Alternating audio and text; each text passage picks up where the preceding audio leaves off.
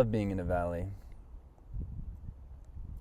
It's just like being in a womb. It's being held, a feeling of being very held, and there's always resources, in valleys. Because that's where the water flows. It's where the trees are growing. I just find it very peaceful. Sound is blocked from either side, and even though there's some kind of a gathering going on with the megaphone. Yeah, life's been good for me lately. It's been up and down. I mean, there are a lot of lessons, I think. When I say good, I mean lessons. I would say when there's no lessons, there's not much. Yeah, that's not so good. That means I'm ignoring things. It's a good time because I feel like I'm taking stuff more seriously. Noticing how I am suffering in so many ways, suffering. And it's in serving the Vipassana, I learned that. I felt that I really am suffering so much, and so many people are too. It's like realizing how much I'm suffering, and then looking how similar my life is to others. I go, wow, we're all really in it, aren't we? We're all really in it. Yeah, and in that way, it's like, it's good to remember that, I think, that perspective. That reminder that we're all in it together. That reminder of what's important as well. Because I think it gets difficult to remember why we're here if it becomes... I'm a little worried this mic is going to be sound issue.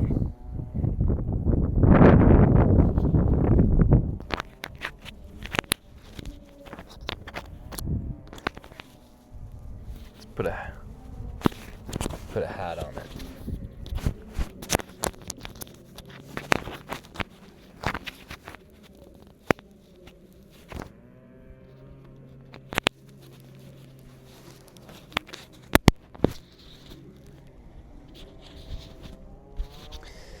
So yeah, in a lot of ways it's like we have to remember the human condition is a serious condition, and we're not here for the reason that we're told. Like you gotta wake up at some point and go, where are all these programs coming from in my head about what's important and what I need to be doing with my life. And a lot of it just comes from kind of programmed craving and aversion, like programmed. It's not even really, like there's deeper roots, but a lot of it is just this life. A lot of suffering is just from this life in and of itself. I look at that. I haven't really dove into past life stuff just yet. So I'm really just still looking at just this life. What a life. What a life it is. And I say that because in the modern world we are in, the age of destruction, the Kali Yuga, it's really the age of confusion. It's the age of confusion. Where, just all the priorities are so skewed. It's so, everyone's so confused. Everyone's so confused, and no one knows what to really tell anyone. Yeah, for example, politics. It's so funny because there's nothing wrong with having differing beliefs to other people. Since when was there an issue in believing different things to people? To each other, like that was part of the spice of life, was coming together and butting heads and seeing whose reasoning was more sound, like more sound. I think, and that's in a lot of ways, it's funny because I think we've lost our sense of the spiritual too. Like, in a lot of ways, a lot of these teachings, spiritual teachings, I find somewhere in it there's hidden like a lie that it makes you not really smart. Like, it makes you just love and light, and I think it's funny because the most spiritual people that I follow, that I consider to be spiritually developed, are the people that, like, you can't get things past them. Like, if you have bad reasoning and if you have a misconception in your mind, they can clear it for you. Like, they can break it for you so that you can see for yourself through reason, through good rhetoric, through putting things together better. I have this new thing where I'm thinking, if I've actually developed it all, test me. Come and test me. Come and give me a push, and let's see how developed I really am. And that's a test to see where a person is like, how well can they handle criticism, or not necessarily criticism, but a differing opinion. How established are you in what is true between the science and the spirituality, that you're able to comprehend life and discern it? Like, I think people get trapped in a lot of like new age communities, that people are taught this idea that the moment is what's important, like that good feeling you feel in the moment, that's what's important. Really, and the fleeting experience of maybe something you would call spiritual, a connection to God or this or that. But the issue with this is a lot of the time it is fleeting. It's fleeting, so it doesn't last. That's an issue that you have to like somehow discern and understand. Well, is a spiritual experience going to cause me suffering? Ultimately, a spiritual experience, if it's an experience and you crave for it, then yeah, it's going to cause you suffering, period. But a spiritual, it's like the idea is, you get these new age communities that are kind of perpetuating spiritual experiences. Ironically, I'm sitting here in Pisac, so people who watch this, who know about this place, will know how ironic it is for me to even say that. But a lot of times we are given a spiritual experience, but not the ground to walk on. You drink an ayahuasca drink, you sip on some San Pedro, and you smoke on some bufo. You meet God, you open your heart. And I have nothing against all these things, obviously. Anyone who's got a brain knows these things are very powerful, beautiful medicines. I love them very much, connection in my heart to them. But I will say, if there's no ground to walk on, these medicines can be very difficult to ground. It'll be very difficult to comprehend what I experienced, That's why I keep coming back to Vipassana. It's because it's at least a path that has science and spirituality very well mapped out. And so, it's got that lineage of monks and laymen who walked the path by their own experience, and they spoke from their own experience. So you get a path that's much easier to understand, because when you understand it from your own experience, it becomes walkable for one and all. Truth is never just that guy can walk it, he can walk it, oh, he's got superpowers and you don't. It's like, truth is applicable to one and all. And that should be a breath of fresh air for anyone wondering what it is that's truth. How am I to go about what matters in life? Obviously, what matters in life is what is quintessential, which would be your own experience. It wouldn't be like, cool, I learned the truth the other day, it was great, how was school, all that stuff. ideally, no, and not only ideally, but the ultimate truth is just simply the step you're taking. That whatever step I am taking right now is the ultimate truth of this moment, in the sense that I'm not saying it's that I know everything. It's just that the truth of the moment and my experience should go together, and it should never be that I have more I could maybe understand the path and go, that's very good and well and good, whatever, but my understanding and my experience of it need to be balanced. So I don't want to be hyperbolizing my position as understanding so deeply that, oh yes, all is an illusion, everything is changing, when my experience right now in this present moment is semi-changeful. I can see subtly that it's a bit changeful. Grass is moving. I can feel my sensations on my body, they're changing. So maybe I have an idea of it's not eternal. Nothing that I can perceive right now is eternal. I'm aware of that. Okay, so maybe that's where I'm at. So in that sense, your own discernment is the scientific path. Does that make any sense? It's like your ability to discern truth right now. It's not saying it is the ultimate truth. I'm saying it's where you're at. And that is a very beautiful place to be. It's a perfect place to be because it's where you're at. So it's not thinking that you're at the top of the mountain. You know where you are on the mountain. You see, I've heard of the top of the mountain. It sounds great. I've seen pictures of the top of the mountain. It looks great. I hear someone shouting and screaming from the top of the mountain that it's wonderful. Okay, and I see there's also a path, and I'm walking the path, and this is where I am on the path. That's spirituality in a nutshell. You get this issue with the plant medicines. You get this issue with very strong ones where you experience the top of the mountain.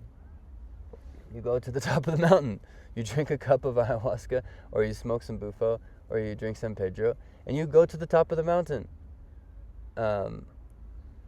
And then a couple hours later, or a lot of hours later, or 20 minutes later, or whatever, you will find yourself back where you actually are.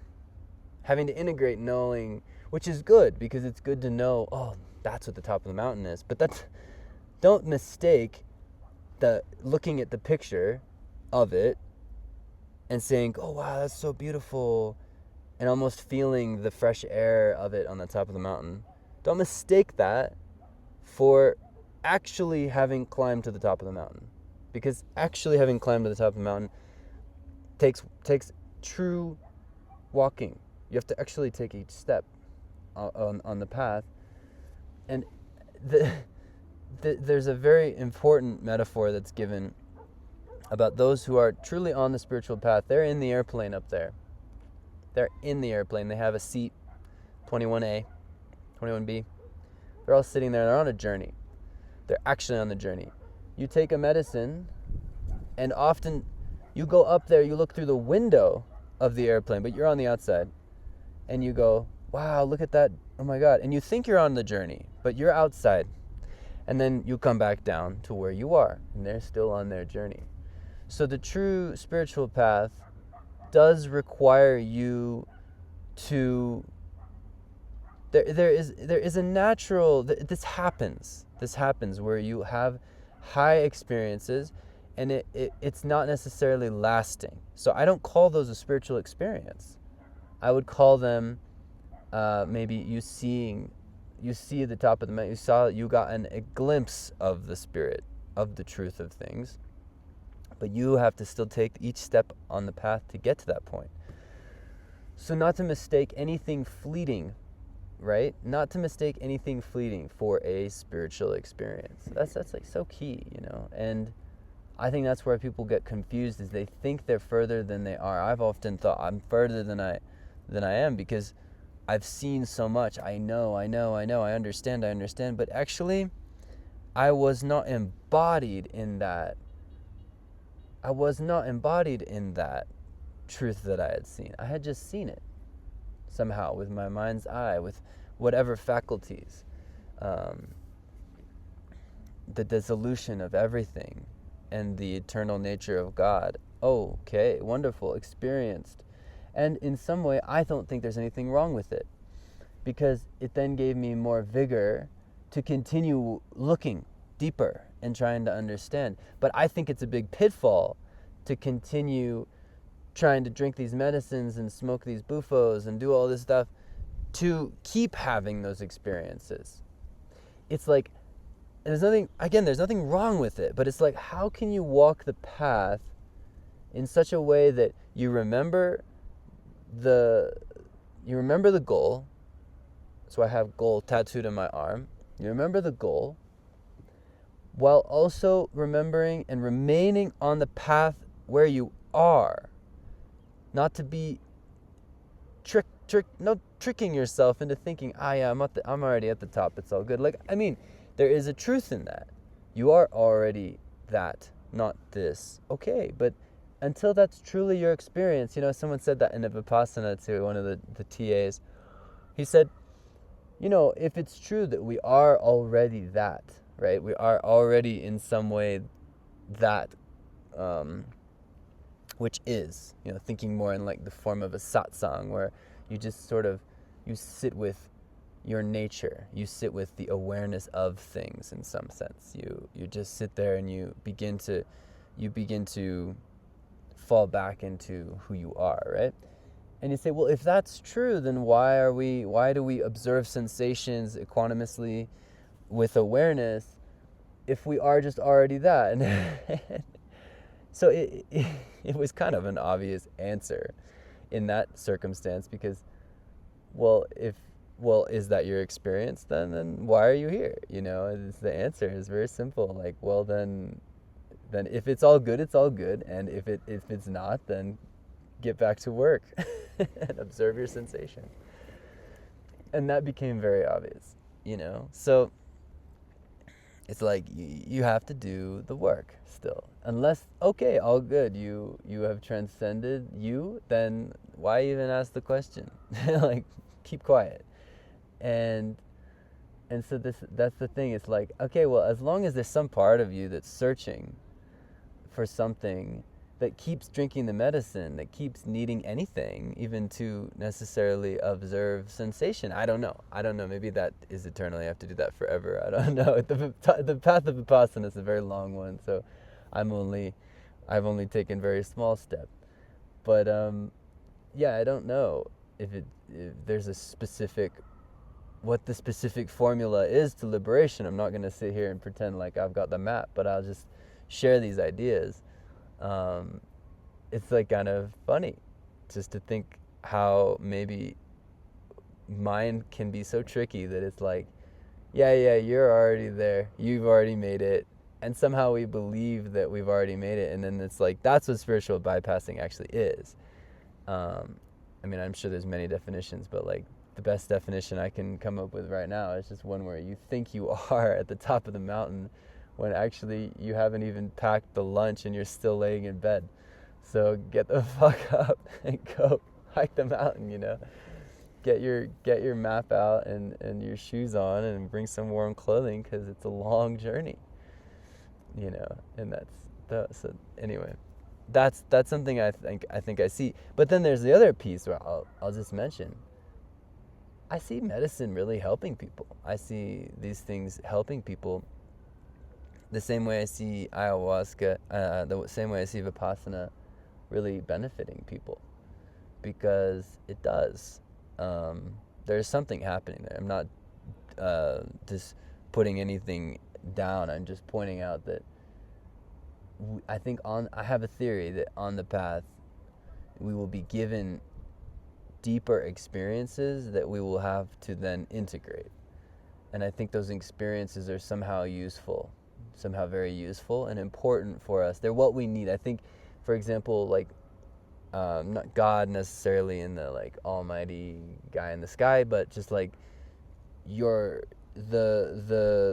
intuitive nature of everything is always in your favor, and it will give you what you need. So if what you need is somehow a deeper experience to keep you on the path, then perhaps that's needed. But there's a lot to be said for those who are really steadfast on the path. They're most likely not necessarily going to be needing so much of that inspiration. As someone who's dead on the path, they're just walking it. They don't. The spirit doesn't need to necessarily give them some crazy deep experience if they're solid. Like, I'm walking the path. I always felt that way with my journey with Baba. I always thought he doesn't give me these crazy experiences of like my past life or this or that, because in a lot of ways I can't escape it. I don't know. I just can't. Personally, I can't escape the ephemeralness of life. Like, I can't go too many days without thinking like none of this is forever. What? Nothing here is really real. There's nothing I can base myself on. I can't base myself on people. I can't base myself on even my body. I can't base myself on my thoughts. I can't base myself, period. There's nowhere to base anything. And so in some sense that keeps me going, like, yeah, keep walking, keep going. And of course, then responsibilities and stuff. Do the responsible stuff that you have to do. But it's like remembering, I think that's the beginning of the video, is kind of like, you got to remember what is really important in life. You got to remember what's really important in life. And that's so important, It's so important that we remember what's actually important. It's not like everyone should just quit their job tomorrow and go on a spiritual quest. I'm not saying that, but it's like, do remember and take a moment to contemplate these things, and to consider that, yeah, you know what? This body doesn't last forever.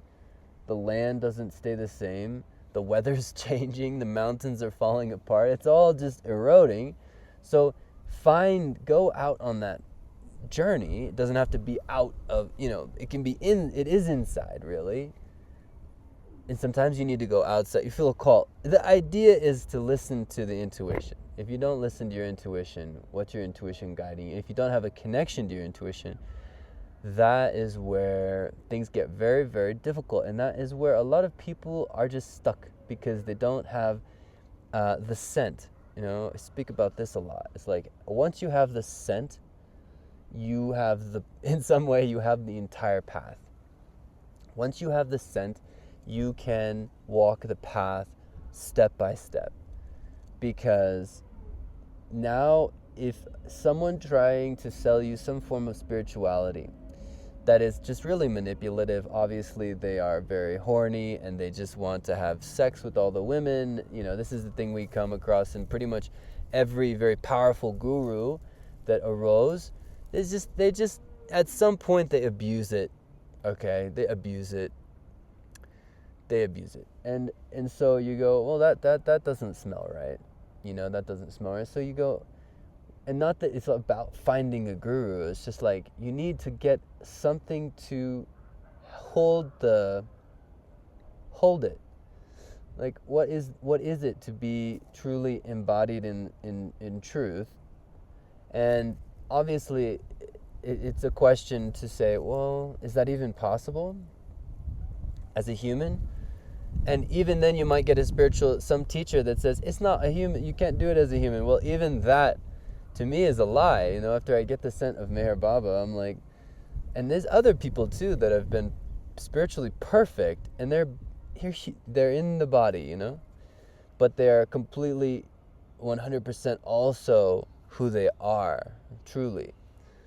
So, it's not like necessary to believe anyone once you have a scent. You can just go with the scent. You get the core, and you get the smell of the core, and then move with that.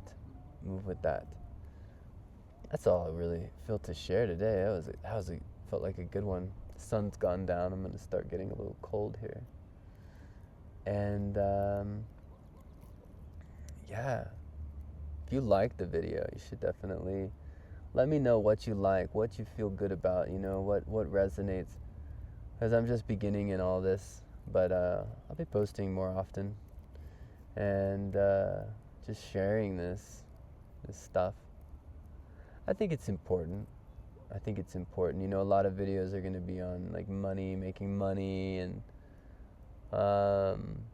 being this kind of a person, that kind of a person. I think I'm really more gearing these videos towards softening into yourself, you know, finding out what your intuition feels like, what it's like to really listen to yourself.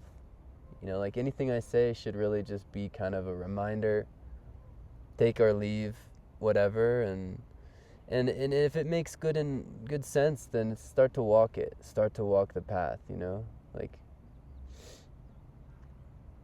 yeah, there has to be, I think there has to be some kind of action involved in order to get anywhere. You know, this video might help you realize, you know, like maybe there's more to life than my 9 to 5, you know. I say that as just kind of a generalization of there's more to life than the mundane reality. And a lot of people, I think it's funny, I don't know who the audience will be exactly here, but I imagine my audience will maybe be people who are coming to spirituality, and then there will be the people who are already kind of over the rainbow, and they're in the pot, and they're like, you know, trying to just put it all together now. And I'm not trying to be some guru, I'm just putting it all together now. So, and that's something I think we do together as well. We're supposed to do the work alone, but also together in that way. So that's where the importance of a sangha, of a group, is to be able to, you know, discuss these topics and deepen in the Dhamma, right? In the Dhamma, in that heart of it all, and it's important to have different views. It's important to discuss them, and just because we're on the spiritual path does not mean that we don't communicate with one another still, you know. And if anything, it should make us so fearless that we can openly speak about what we've seen, what we believe, what we see to be a lie, what we see to be true. I think that it's super relevant, that it's almost a sign that you have walked a certain level to be able to say how you see it, you know, and speak to how you see it. And we're not here to judge anybody. We're not judging like there's no such thing as a bad person or a good person, you know. And that's another one. It's like you get a lot of a lot of people will even argue that. They'll be like, yes, there's bad things. And see, yeah, I mean, sure, there are things you wouldn't do, and there are things that I wouldn't want other people to do to me or my loved ones or anybody. But just because they do it doesn't make them a bad person, you know? Once you understand what's going on for everybody, how can you blame, how can you judge them? You know, once you understand what's going on for you, how much suffering you have, once I realize to the degree at which I'm suffering, how can I blame someone else for their actions? That doesn't mean don't hold people accountable. It just means, like, again, being this judge. No, there's no place for the judge in this. On the spiritual path, on this path, you come to that conclusion that all are my friends. You know, all are my friends. Even my enemies are my friends. And again, you don't treat them like, you don't act like they're not dangerous. If you know they're a danger, then that's the dangerous friend. It's not about like pretend like everybody's a good person, because there's no such thing as a good person or a bad person. You know, there's no judgment. There's no need for judgment. But discernment, I believe, is very important. Being able to say, see that guy over there, he does have a tendency to, he seems to charge a little bit more for his arepas or whatever. His arepas are a little bit more expensive. So just be warned, it's up to you if you buy them. That's discernment. There's no, I'm not judging him, and I'm like, he's such a bad person, because it's like, no, that guy charges more for his arepas for whatever reason. We don't know why yet, but maybe they're better, maybe they're not. Maybe that's why he charges, because he feels like it. But nowhere in there is he's a bad person. So it's like learning to walk life like that, and actually, because then I feel that takes responsibility much better than just pretending like you love everybody. And ultimately, there is love for everybody. When you have clear discernment, there is love. There's actually more love, because you can see clearly, because now you know a person much better. You see them. You can actually, that seeing is more loving naturally, because you're seeing it as it is. You're actually seeing someone. Pretending like everybody's just a saint is not really very loving, because it's not like everyone has what they have. And so when you just see it as it is, that kind of discernment it's even, it's equanimous, it's aware. You look at a blade of grass for what it is. Can we do that with each other? Without putting this on it, adding that, taking this from it. Just look at it. And then in doing so, it's a way to really, truly be loving.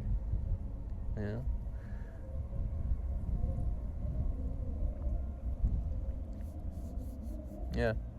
So, thanks for watching. I'll see you in the next one. Ciao.